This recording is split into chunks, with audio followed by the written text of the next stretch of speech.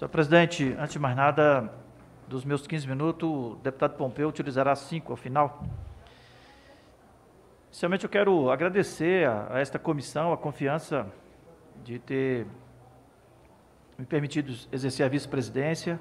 É uma satisfação trabalhar com a comissão como um todo, mas especialmente com o Derrite na presidência, o Jordi na relatoria, toda a equipe, os consultores. Então, quero aqui fazer esse registro e o agradecimento.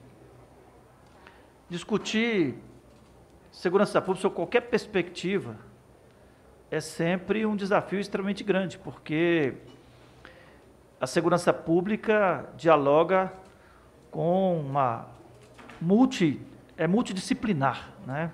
Da prevenção, da execução, da persecução, da execução da pena. Então, é claro que ao discutirmos na subcomissão, com o foco específico de trabalhar os projetos que aqui tramitavam e na perspectiva da legislação penal, de execução penal, efetivamente há um foco que dialoga com todas as outras matérias, mas que não há espaço para nós resolvermos o problema, todos os problemas que perpassam pela legislação do ponto de vista da segurança pública aqui nessa subcomissão. Então, é claro que nós vamos trabalhar esse foco da legislação penal, da execução penal, aqui nessa subcomissão. E já foi dito por vários aqui, mas é importante a gente trazer os números catastróficos do Brasil, né? Brasil, terceira, quarta população carcerária do mundo, em números absolutos. Por outro lado, é o país com maior número de homicídios por grupo de 100 mil habitantes no mundo, em números absolutos também, 60 mil habitantes, estupros também nessa faixa, com a subnotificação que nós reconhecemos. O CNJ admite em torno de 900 mil mandatos de prisão em aberto a ser cumprido. Nós temos uma população carcerária, presos provisórios, em torno de 30% a 40%, os números não são exatos por falta de registros corretos, e ainda assim, temos um índice de elucidação de crime que as estatísticas oficiais formais admitem em torno de 10% dos casos de homicídio e nos crimes contra o patrimônio e os demais abaixo de 5%. Então, nós temos números catastróficos realmente. E precisamos de efetivamente ter uma atenção aqui no Congresso, dialogando com todos esses problemas. Quando nós falamos do sistema prisional, e eu fui relator numa comissão especial que discutiu o sistema prisional através do projeto de lei 7223, e ouvimos muito esta preocupação com o aumento do encarceramento, né? Essa manifestação de que o Brasil prende mal e prende muito, analisando pelo foco das prisões temporárias que nós temos. As prisões temporárias não são prisões ilegais. Elas foram decretadas pelo Poder Judiciário. As prisões que foram consideradas ilegais, a não ser alguns casos que precisamos sim de evitar, de alguma até condenação de inocente, nós temos registro, mas nós não temos como regra a manutenção de prisão ilegal. Elas são legais, elas são preventivas, elas são provisórias. Agora, por que estão presos provisoriamente ou preventivamente? Onde é que está a falha desse sistema que gera esse volume grande de prisão provisória? É na atuação da polícia ou na atuação do judiciário? A polícia fez a parte dela. Prendeu legalmente, a justiça confirmou e está no sistema prisional. Então, nós precisamos, não é o foco desse trabalho da subcomissão, mas ao discutir esta realidade, nós precisamos de apontar para a responsabilidade do Poder Judiciário. O Poder Judiciário, na minha avaliação, é o grande responsável pelas prisões temporárias que nós temos, pelas prisões preventivas que nós temos, porque estão carentes de julgamento. Ah, mas nós não conseguimos elucidar todos os crimes ainda. Pode ser, mas boa parte já está com a denúncia oferecida pelo Ministério Público, ou aguardando a denúncia do Ministério Público. Quando nós trazemos, de novo, analisamos a estatística das prisões temporárias, prisões provisórias, e que nós apontamos corretamente que, estatisticamente, a maioria está ligada ao tráfico de droga, isso chama atenção, e eu quero aqui reforçar a fala do deputado Kim e da própria deputada Fernanda, quando falou da polícia de ciclo completo. Por que que nós temos um número grande de prisões, seja temporárias ou condenadas, por tráfico?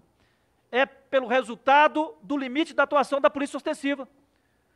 Porque os demais crimes que são pendentes e que carecem de uma investigação mais prolongada, como é o homicídio, o próprio estupro e outros que dependem de investigação,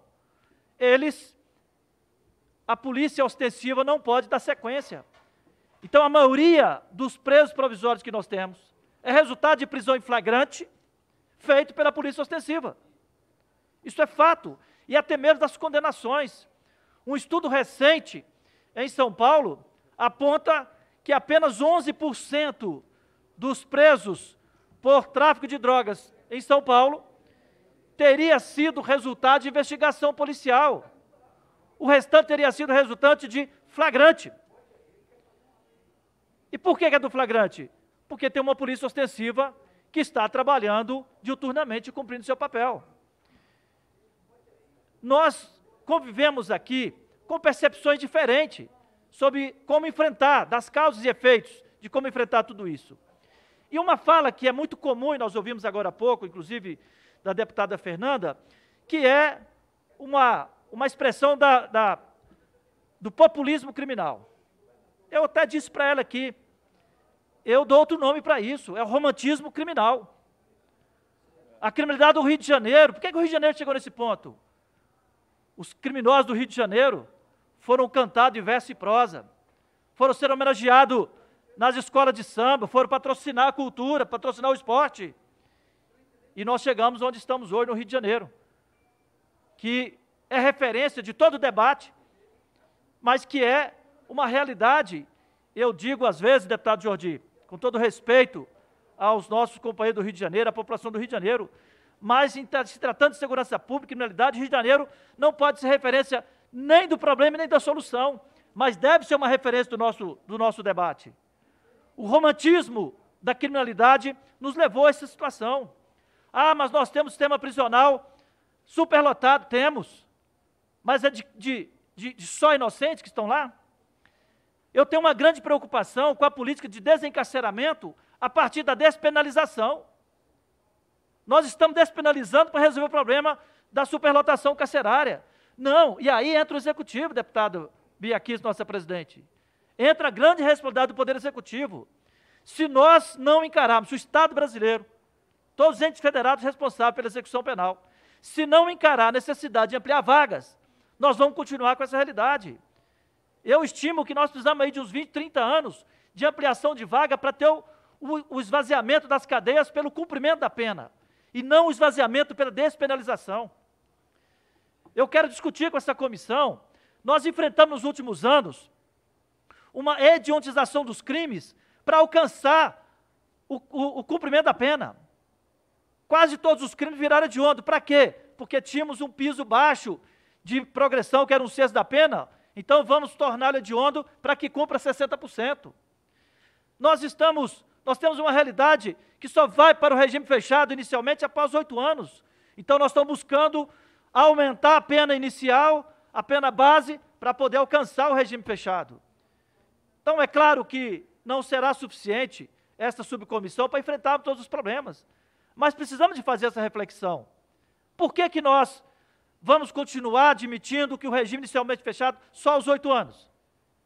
Se couber essa subcomissão, deputado Jordi, eu quero discutir uma proposta, uma emenda, para nós baixarmos esse piso, para nós termos que parar de estar aumentando o piso para alcançar o regime fechado, para nós termos que parar de hediontizar tudo para alcançar um cumprimento mais, na nossa perspectiva, na perspectiva daqueles que propõem, mais efetiva.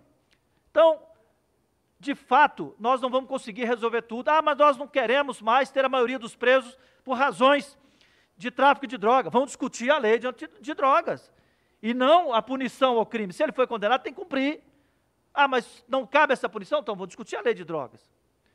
Então, senhor presidente, eu quero nessas manifestações, encerrando, passando a palavra aqui, esses 5 minutos para o deputado Pompeu, dizer da nossa posição favorável a esse relatório.